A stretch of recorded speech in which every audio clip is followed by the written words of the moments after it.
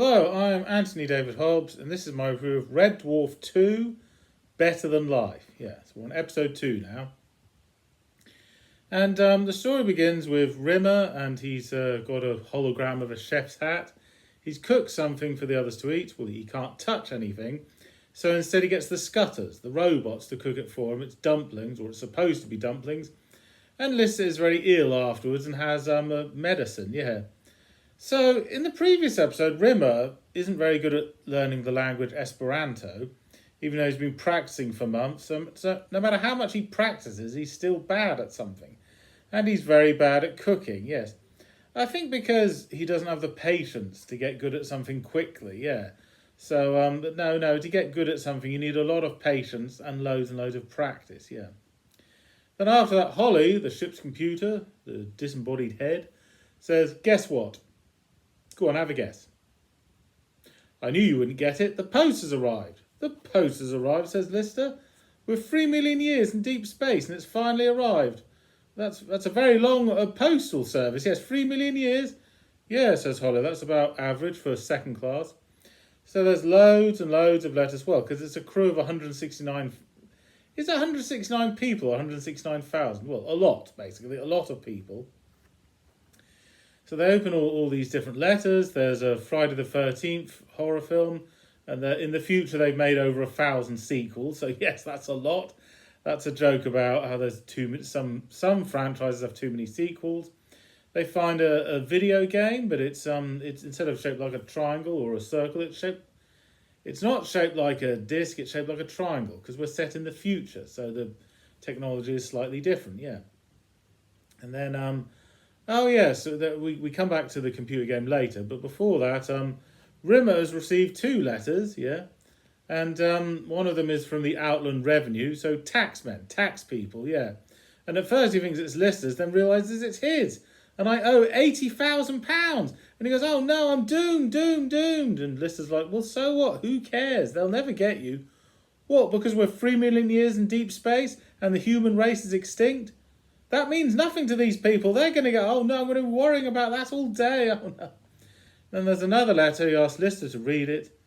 And Lister says, "It's from your mother, Rear Admiral." "Rear Admiral?" And Rimmer says, "Yes, that's because I told my mother every time I pass an exam, I get promoted.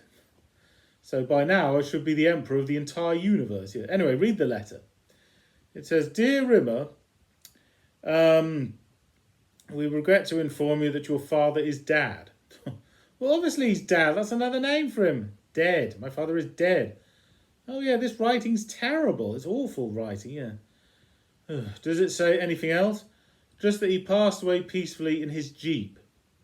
Sleep. Okay. And then Rimmer can't sleep. And, oh, yeah, for the first time on board the Red Dwarf, so above the roof, we see the observation dome, which is like on a big pedestal in a huge glass sphere. So when you stand in it, you have like a 360-degree view of all outer space. So yes, every now and again in these episodes, we see bits of the ship we didn't see before. Well, the spaceship is 5 miles long, so naturally there's lots of other bits left that we haven't seen yet, yeah. Anyway, Rimmer is looking out in space, you know, and Lister says, "So you miss your father?" Or, yeah, it's so sad, that letter. I mean, I know he's dead. 3 million years have passed. They're all dead. Everyone we've ever known is dead. But just receiving that letter makes it feel like it happened yesterday. He must have been very close, very close. My stepfather died, and then I had a new stepfather. Yeah, Lister says he was only 6 years old when his stepfather died, or his first stepfather, and he was told he'd gone somewhere where he'd be very happy and he's never coming back. He was told, "Your father's gone to the same place where your goldfish has gone." So I thought they'd flush him down the toilet, you know, just round the U-bend. So I put my head down the lavatory bowl and started shouting the football results, thinking my father could hear me. So Lister was only 6. He wasn't that sad when his stepfather died because he was too young to understand. He didn't have the concept of life and death, not yet. And he says, "But were you very close to your father?" And Rimmer says, "Close, very close. I hated him. I couldn't stand him. No, he was a half-crazed military failure, yeah. He had a few screws loose. I don't think he had a single screw tightened in properly, to be honest. When he was a young man, he wanted to join the Space Corps, but he was 1 inch too short. So he's obsessed that me and my brothers, we join. If you hadn't grown the set amount, he bought a traction machine. And if you hadn't grown enough, every now and again, you go back on the rack so you grow more, yeah. He was utterly obsessed that we joined the army, yeah. And that explains why Rimmer's obsessed with the military, obsessed with war and stuff. Anyway, he says, when he was 14 years old, he divorced his parents. Okay, well, who raised Rimmer after that? Now, it doesn't clearly specify that, yeah. But also, I would have thought, having an upbringing like that, it would put you off ever wanting to join the Space Corps or anything military related. No.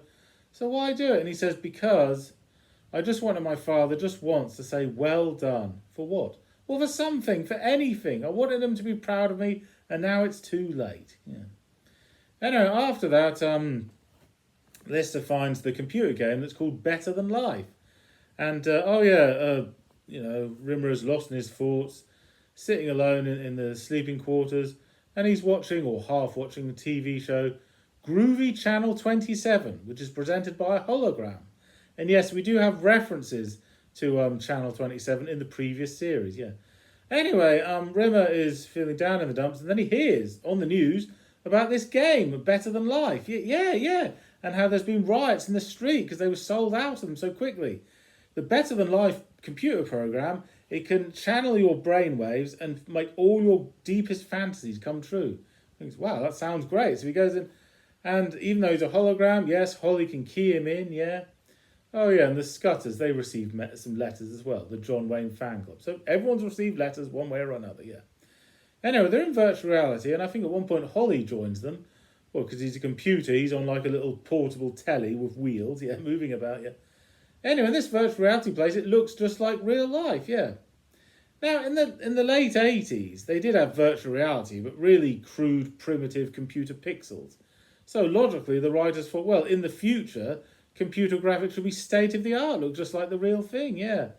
And the cat gets to meet Marilyn Monroe. Rimmer gets to meet Napoleon, his favourite dictator, you know. So yes, all their fantasies come true. Lister just imagines a cool motorbike and rides off on that. Rimmer goes off in a flash sports car, and he gets to go on a date with Yvonne Magruder, his one and only girlfriend. So the only person that truly loved him, yeah. And after all that, they meet up again in a fancy hotel. And the cat gets to eat fish, the goldfish in a fish tank moving about and everything, yeah.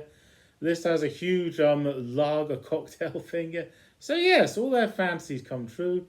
Rimmer becomes an admiral, and he gets to sit at the officers' table, and they all laugh at his jokes, they all think he's wonderful. And then his father appears, and thinks, well, I am an admiral in this virtual reality. He must be proud of me now. And Rimmer's father says, son, I just wanted to say, I just had to tell you, you're a total smeghead. What? This isn't my fantasy. And the cat says, no, it's mine. Oh, dear. Anyway, because Rimmer had a very bad childhood, parents that didn't love him properly, that explains why he's like a social misfit, why he's so psychologically damaged, yeah. So it's not entirely his fault that he turned into this annoying, despot, creepy guy, yeah. Anyway, then afterwards, something's gone horribly wrong with the game. Instead of fantasies, Rimmer's thinking up horrible things that happen. Like he's married to Yvonne Magruder with 7 children. Well, how is that horrible? Isn't that some people's fantasy, yeah? Well, because he's hopelessly in debt. Oh, well, that's not such a good thing then, yeah. And a debt collector keeps threatening him. He's got £80,000. Oh, because earlier he read his tax bill through the mail before they even went into the Better Than Life game. And then after that, Lister, the cat, and Rimmer are buried up to their necks, their faces in the sand, and their faces smeared with jam, and they're about to be eaten by killer ants. Oh, because something horrible's happening. You've ruined this, Rimmer. And Holly says, oh, that Rimmer. You can't take him anywhere, can you? Well, my brain's rebelled. It can't accept nice things happening to me. Well, just use your imagination. Imagine good things are happening to you then, yeah. Then they get out of the game, or they think they're still in the game. The taxman comes after them, and then it's game over. So yes, everyone's fantasies were coming true. What could possibly ruin it? Well, Rimmer imagining bad things happening to him. Yes, that he messed everything up again. But for once, it wasn't entirely his fault. Because the cat imagined bad things happened to him first. That's what triggered off lots of bad things, yeah. So in other words, we've learned something about the Better Than Life game. Don't imagine bad things happening to anyone else, otherwise that messes up the game. It makes it so that everyone's horrible nightmares come true, yeah. And, well, Rimmer doesn't have the most active imagination there, does he? He can't imagine nice things happening to him for a long time, yeah. So, yes, we learn a bit about the characters, about how, yes, Lister, his stepfather died, and we learn all about upbringing. It's important to raise kids properly, otherwise they're not very nice people when they're grown up, yeah. And another one of the cat's fantasies is lots and lots of clothes. Yes, he loves to dress up, loves fashion and all that, yeah. So, and it's a shame because Better Than Life was ideal for them. At the moment, returning to Earth or any other nice planet is not an option. So a virtual reality thing where everything is great, yes, that would have worked out perfectly. So what the characters should have done was put their differences aside and only wish nice things could happen to everyone. And it starts well, yes, it is indeed better than life, but then when bad things happen, it's not better than life, is it? It's worse than life. Yeah, much worse than what they had before, yeah. So in other words, when you're playing a game, everyone should try to get along. Okay, thank you for watching. I'm Anthony Hobbs, and I'm never bored.